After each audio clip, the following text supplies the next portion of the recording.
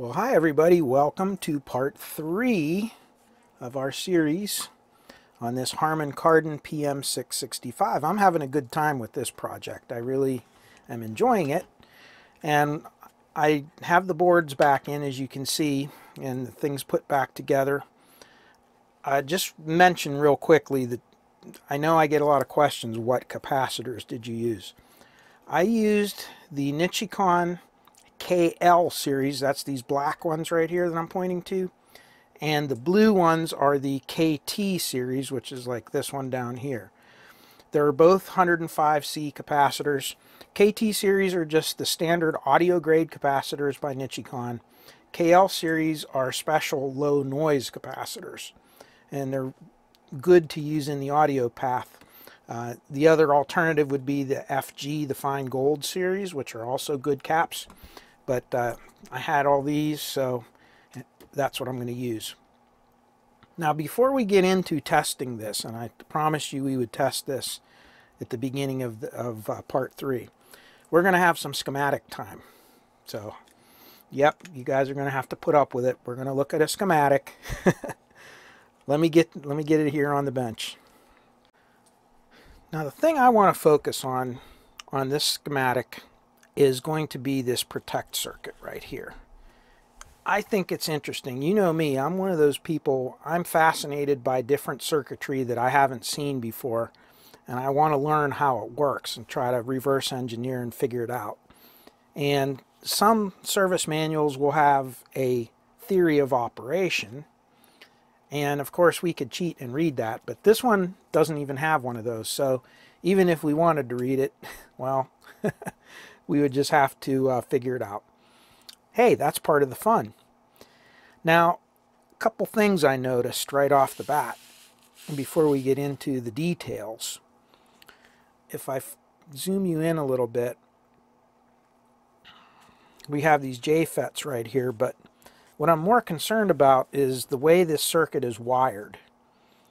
And specifically what I'm talking about is you have this line right here, and it comes up here and it goes over here, and it goes over to the power indicator circuit. You can see there's your power LED and so forth, and it goes to some of these things up here to turn these transistors on.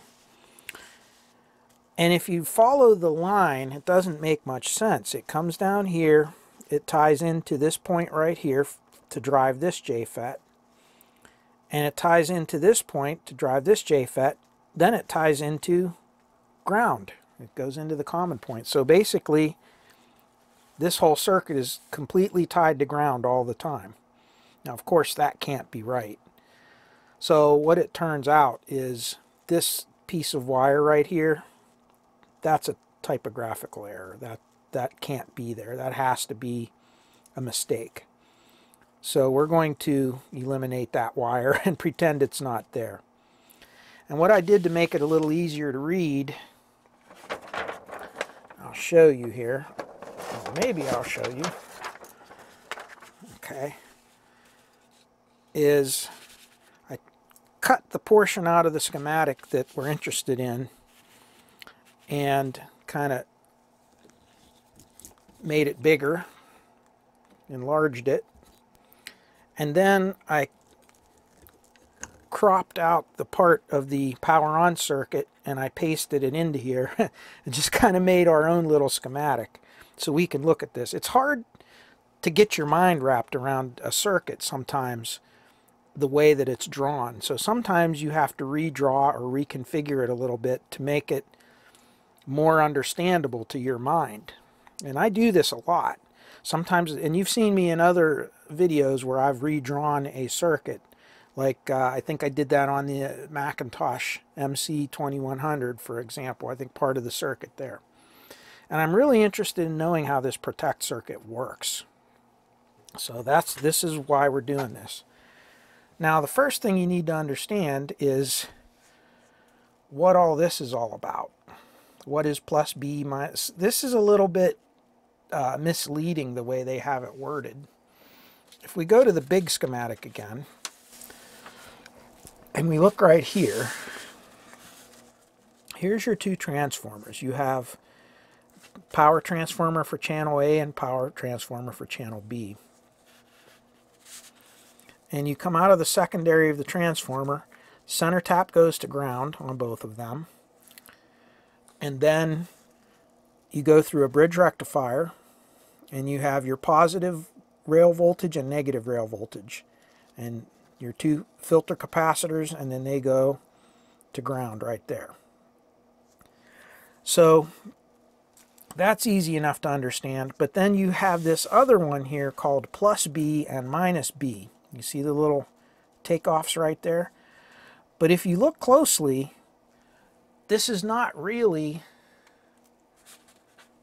a plus and a minus at all, but rather this is the secondary winding of the transformer. This is actually AC voltage right here. This is going to be important to be able to understand what's going on with this protect circuit. So all this is showing you is this is the top winding of the transformer and the bottom winding of the transformer, and they're just calling them plus B and minus B. Then you have plus B1 and minus B1, plus B2 and minus B2. Very confusing, isn't it? Now, keeping that in mind, this is what we have right here, plus B and minus B. So what they're doing is one channel, so it's just picking off one channel. They're picking off the transformer AC winding with respect to the center tap, and they're feeding it into here. Now, what the heck does that do? Well, the first thing we come into here is a couple of steering diodes. You see these steering diodes? I'm calling them that because it steers the voltage in one direction. So when you're at the negative half cycle, so picture it this way. You have your transformer like this, right? And from here to here, you have an AC signal. And from here to here, you have an AC signal. And then from here to here, you have a bigger AC signal, right? And yeah, my sine waves suck. I didn't draw them very well. But keep that in mind. Because when we look, all of these circuits are referencing to that center tap. See, here's your ground, and this is tied to ground, right?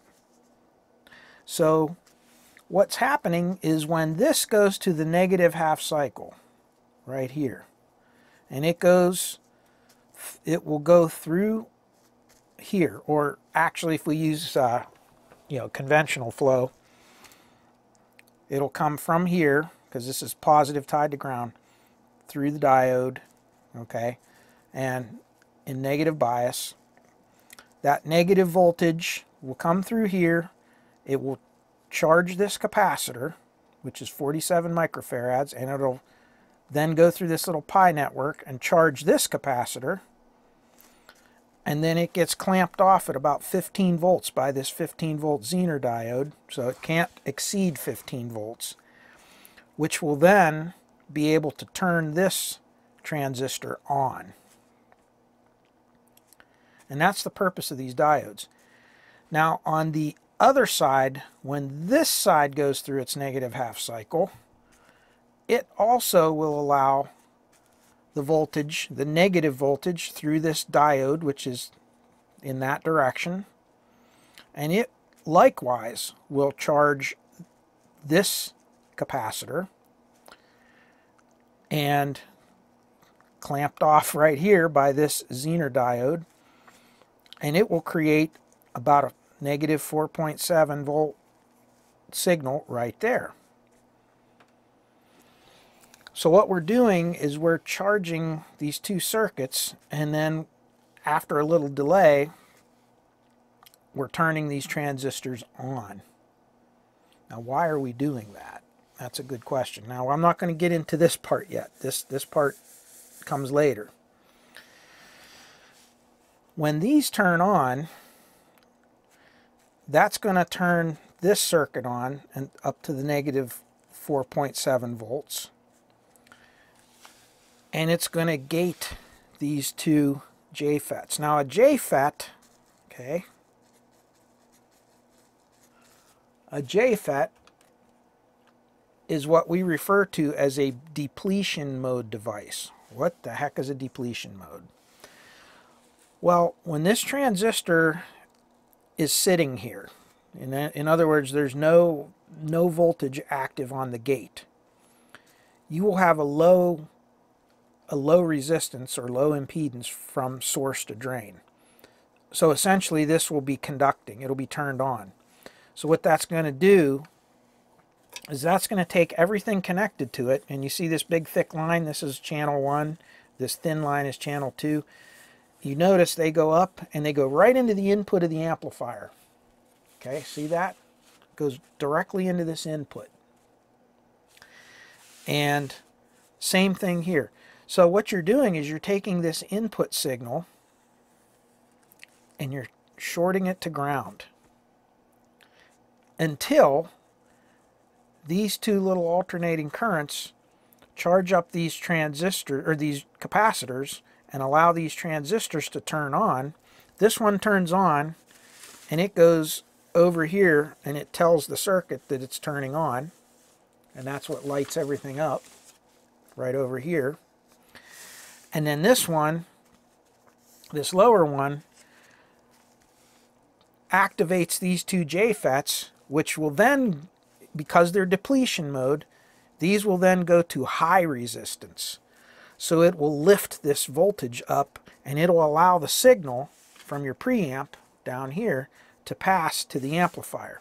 So essentially what this circuit is doing is it's unclamping the input to the amplifier circuit.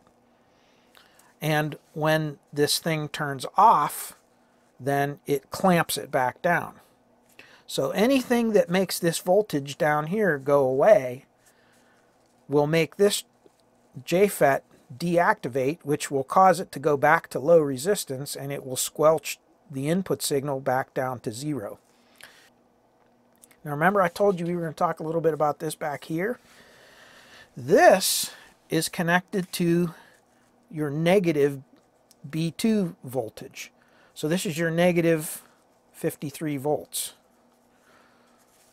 Well, that's a terrible 3, isn't it?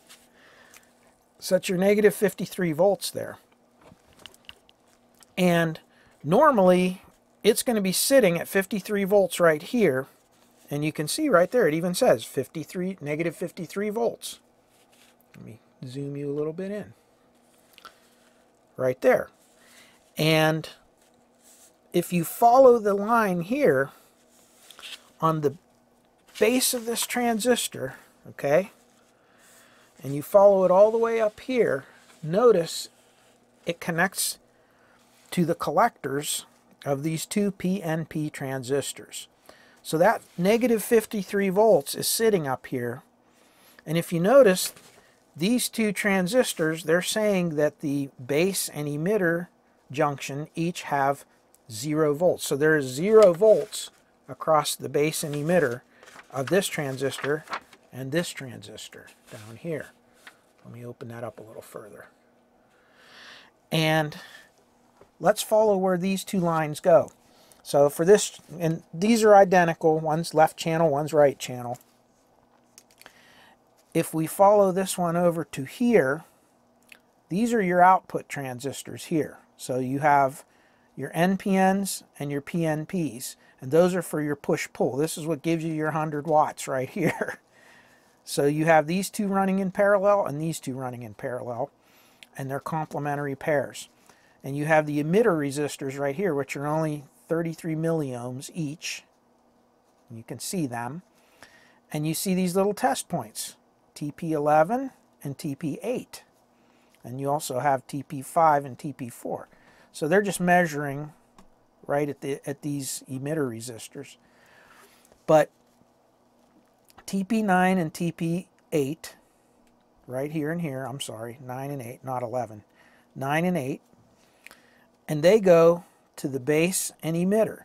And what happens is, when this amp is sitting at idle, and everything is biased and the DC balance is set properly, there should be 0 volts from here to here, because these two transistors should be turned on equal and opposite, meaning you have plus 53 volts here and minus 53 volts here, and we bias these things on equally, then they should be equal opposites. So if there's only, let's say there's 10 millivolts here, negative 10 millivolts here, and positive 10 millivolts here, this midpoint will be 0 volts.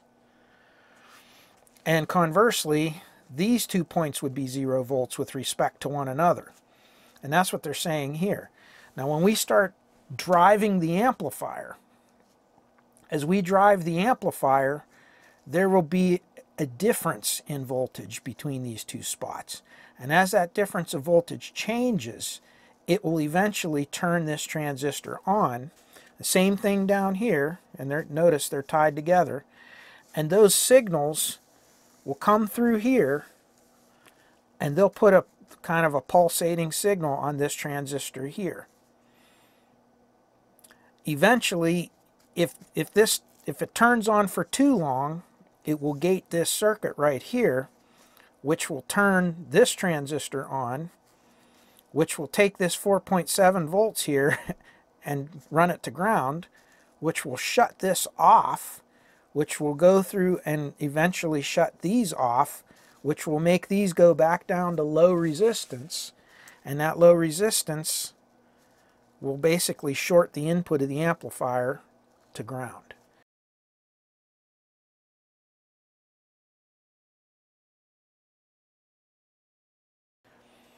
And that's what's happening. It's actually monitoring for that clipping and for that overload right here on this line. And that's what's actually turning off the input.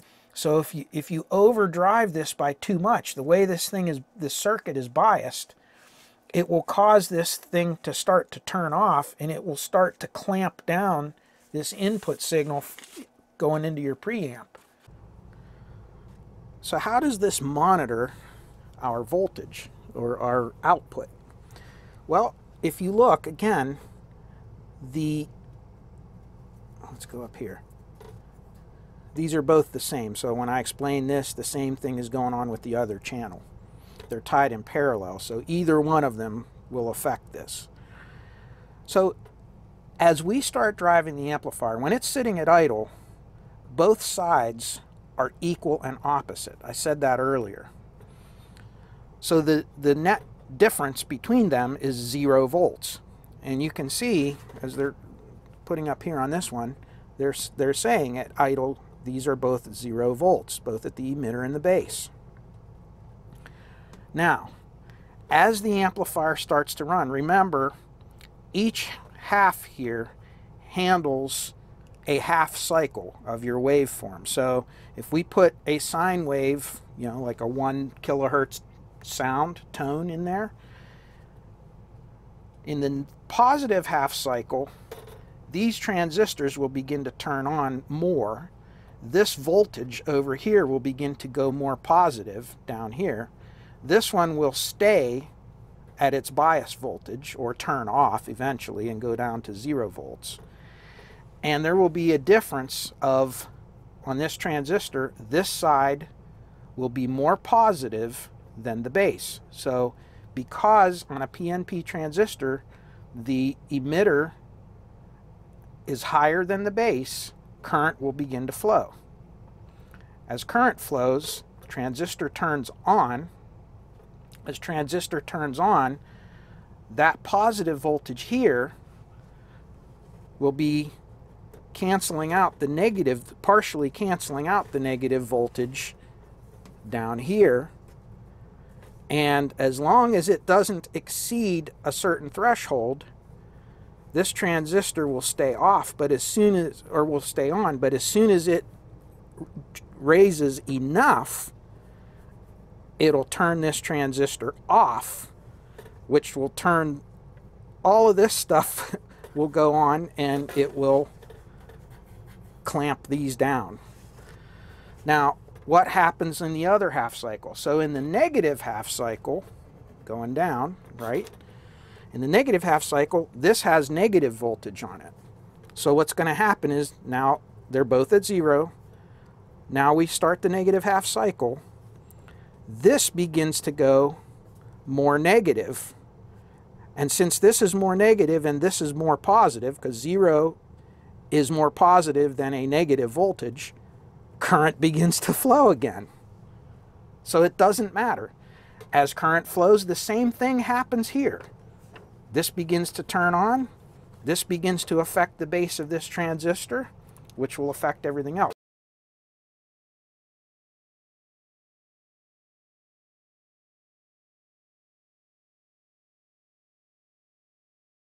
Now here's the trick. The way this is all set up down here, once you reach a certain threshold, that's going to be considered clipping. And that's what's going to trip this circuit. And that's what's going to turn these things back off. And because these are depletion mode, when you turn them off, this goes to low resistance and it shunts out the input up here of the amplifier. So it's not going to allow it to drive. In addition, it's going to affect all these. See how this is tied in down here? All of this stuff is going to turn the bias down on the amplifier as well, because this is all direct coupled in this portion here. So not only will it stop the signal from going in here, it will shut the bias down on the amplifier so that it can't put excessive current through here. This is all happening very, very quickly, by the way. Now, what it cannot do is, if one of these transistors in here should short and turn these things full on, we have no protection against that. It's going to pass that right out to the speaker. But what they're betting on is that by shutting down any type of a signal that will create an overload condition, they will prevent the transistors from ever seeing an overload, and therefore it will prevent the amplifier from ever shorting out, and therefore you'll never have a condition where it'll blow the speaker, in theory. And again, if these are properly selected components and they're very high quality and the amplifier is built properly, this is a pretty safe and stable system. The idea is to affect the input signal to the amplifier rather than dropping a relay out to just kill power to everything. Remember, if you disconnect the speakers on a traditional protect circuit where you have a relay in here and the relay drops out and it disconnects speakers from the output, you're still producing all those high voltages and distortions in here. It's just you're not letting them get to the speakers. And if there's an overload condition in here, theoretically, it could still damage the circuitry because there's nothing shutting it down. All it's doing is disconnecting the speakers while something's going on wrong. So 6 of one, half dozen the other. In a perfect world, you would have both circuits in there. You would have this to prevent it from completely railing out the amplifier, and you would also have a relay protect circuit to disconnect the speakers in case it sees a really hard DC on the outputs, say if a transistor shorts or something. So I just thought that was interesting. And inquiring minds want to know. So what I'm going to do here is, you can see I have the one scope attached, 2 channels of it into this protection circuit. We want to see just what this thing does in the real world. And what are we going to look at? Well, we're going to look at 2 places at the same time. We're going to look at this signal going into the base of this transistor right here. And we are also going to look, and I'm going to look right at the base of this transistor. And we are also going to look down here at this output of this transistor, Q8. So we're looking at 2 different signals here. We're looking right here and we're looking at right here. That's what I want to look at. All right, I hope the camera doesn't get messed up with the sweep on these scopes. We have the Tonytronics 4-channel oscilloscope connected. And I'm going to run this at a very low frequency, at about 40 hertz. And the reason I'm doing that is because lower frequencies tend to have a longer flat top on them when they clip because of the frequency itself. And the low frequencies tend to trip the protect circuit more easily. So again, this waveform right here, I'm using a 10 times probe, and I am at 20 volts per division. So you can see it's negative 20, 40, right there at that negative 50 volts, which is what we're looking at right here. And then this trace is just slightly positive, and that's down here. It should be sitting around 0 volts typically. And we're looking at the output of this transistor. So what should happen is, this is the trip circuit. So when this exceeds the VBE drop up here, this should turn on, and this should pull this negative 53 volts down to here, which should turn this off, and so forth. So we're going to just do a little bit of signal tracing. Let's just see what happens. So right now we're connected normally. This is right and left channel, just looking at the audio coming out of the speaker terminals into the dummy load. Here we go. So you can see there's our 40 hertz. Looks good. You can see this is kind of a little bit of a jagged waveform.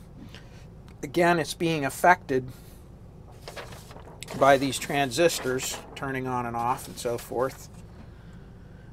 And you can see there's a little bit of distortion of this 53 volts. It's being affected by this signal. And if we increase it,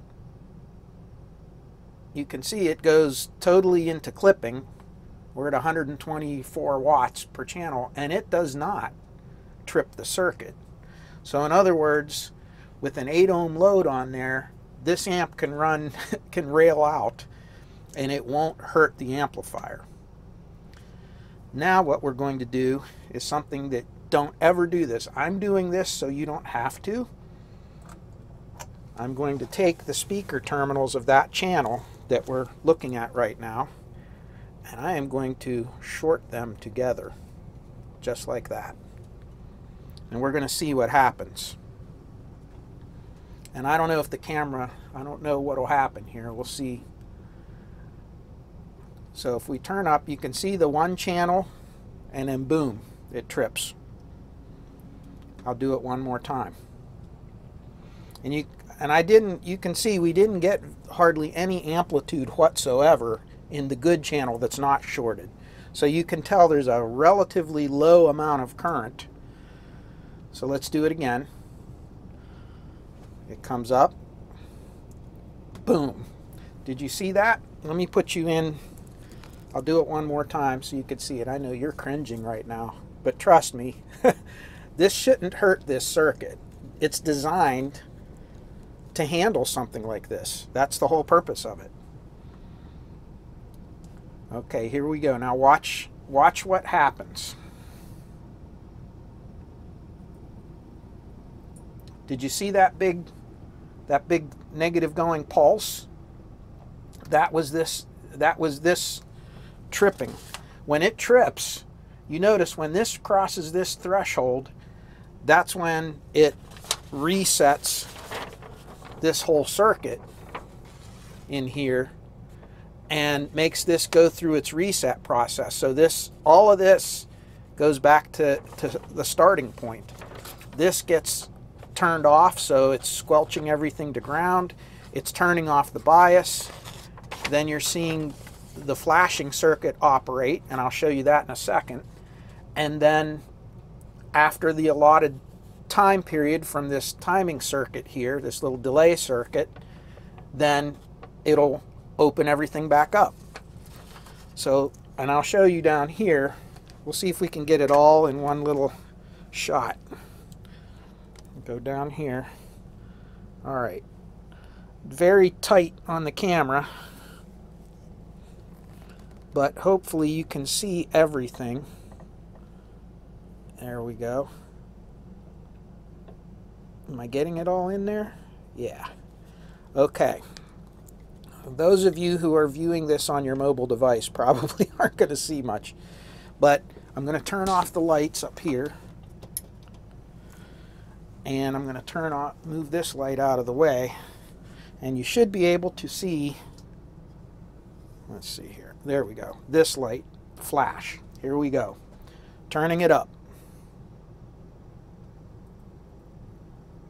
Boom. And see what happens? It's flashing. And then it comes back on and it resets. So that's how that works. Let's look at another section in here to see how it works. Okay, we are now going to connect channel 2 of our oscilloscope to the base of Q13. This is that delay circuit. So this is what does the job when you turn the machine on. So I have the machine turned off. The receiver is turned, the amplifier is turned off right now. And we're going to look at this. Let me get you on the scope.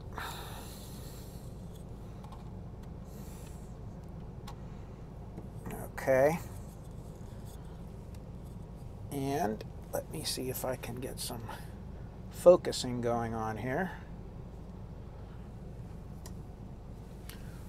I'll turn the background lights on. Sometimes that helps with focus. There we go. All right. We're going to turn it on here. This is our signal right here. Let's turn it on. And you can see it drops down. And you saw how that charged up.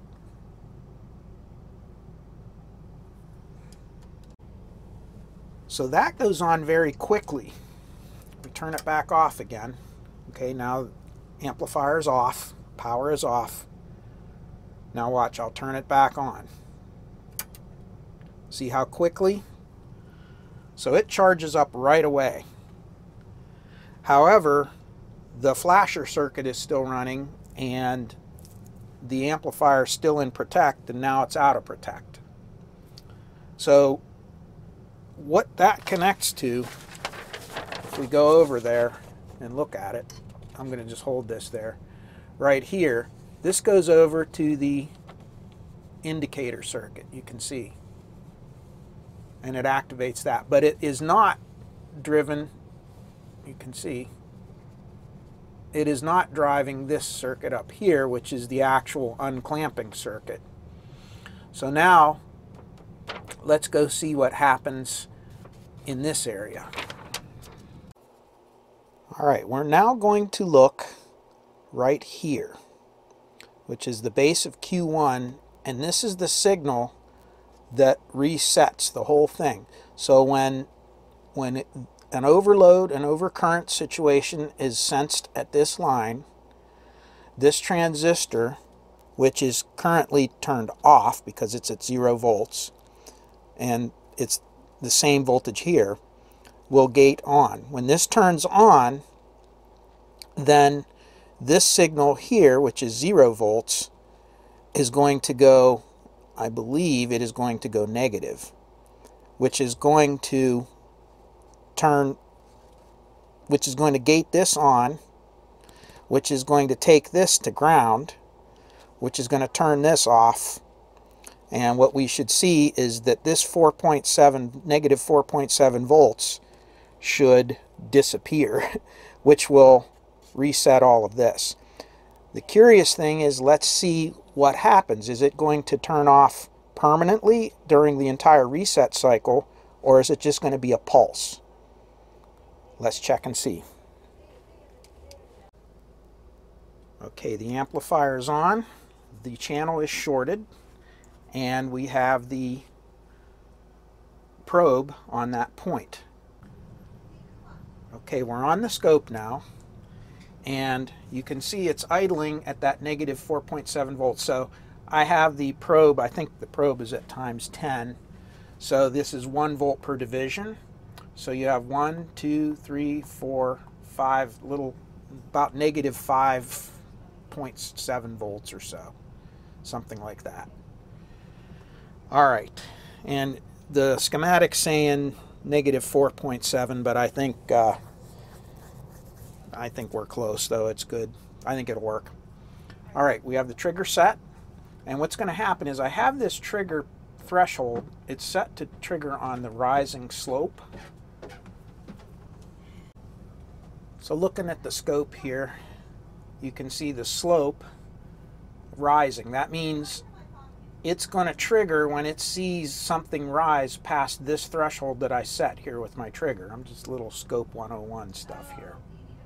Okay, so the scope is set, amplifier is on, and the big question is it going to trigger just a pulse, or is it going to latch and stay during the reset time and then go back down? I'm looking at 1 millisecond per division, so this is a really short pulse that we'll be able to show. So it'll be a straight line if it stays on. So here we go. And there you go. So you can see this is a very short pulse. It's only 1, 2, 3 milliseconds long, and if you go with the rising and falling slopes, you know, the whole thing is over with in 5 milliseconds, and then it goes back to its normal thing. So obviously this is not the thing that times out for your reset, because all this is a reset pulse. So we're going to have to go down the line a little bit here, because this is just a pulse here, which is being triggered by this circuit here. And then we're going to see what holds this down. Is it this? I don't know. We'll have to see. Okay, now let's look at our timing circuit. And I have to apologize to all of you in advance. This series on this theory here for the schematics, I have been doing over the course of about 8 days.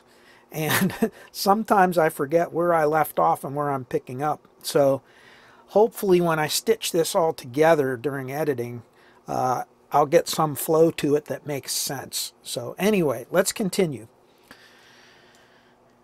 So right here, we were looking at this, and we saw that all there was here was just a pulse. And what did that pulse do? Well, now I moved the scope right to here. And if you notice, there's this 33 microfarad 10 volt capacitor. There's this transistor here. And take note of these transistors, E or F. See where it has these little notes under the transistor? These are indicating that they want a certain gain range. In other words, they want the gain to be sufficiently high. You can't just put any transistor in here, because these are high impedance, low voltage circuits. And as such, they have to have enough forward current gain to be able to drive the output. So they want a very specific minimum amount of gain in the transistor. So we're going to look right here and see what happens during normal operation and during overload. So I'm going to shut the amplifier off. And I'm going to go back up here, and this time I have the oscilloscope in roll mode. In other words, it's not set to trigger, it's just set to continuously run. You'll see why in a minute. And if you look here, we're at 0 volts because the amp is turned off. Let's turn power on. And right away, you see what happens. It goes into shutdown mode. Now, when this is low, this is negative voltage right now. See how it, and then after a certain time, it goes back to 0 volts. During the time that that's at negative volts, if we look here, I know I'm moving around on you, this is negative volts, and these are turned off. These are going to be turned off. When this goes to 0 volts here, these will turn on and they'll unclamp the circuit. So if we look, we're at 0 volts right now with respect to Q3, the base of Q3, which is right here. So right now it's sitting at 0 volts. They're saying negative 4.2, but it's actually at 0. Now watch what happens as I start turning the volume up. Again, we have the terminal shorted. And when it goes into overload, bang. Now it's in reset. The light is flashing. And now it's reset. And the amp's back on. So that's where the whole shutdown circuit takes place and the timing. So it's the 33 microfarad capacitor, which is right here, that is actually giving us that timing. And these capacitors here are the timing to delay the turn on when the amp first comes on. So it takes your AC voltage, charges this up, and that's what kicks this on here. And that's what enables the lights over here, if that makes sense. Interesting stuff, isn't it? So I think we have a general understanding now of how this amplifier works and how this, how the protect circuit of this amplifier works. So it's really fascinating, isn't it? Pretty interesting.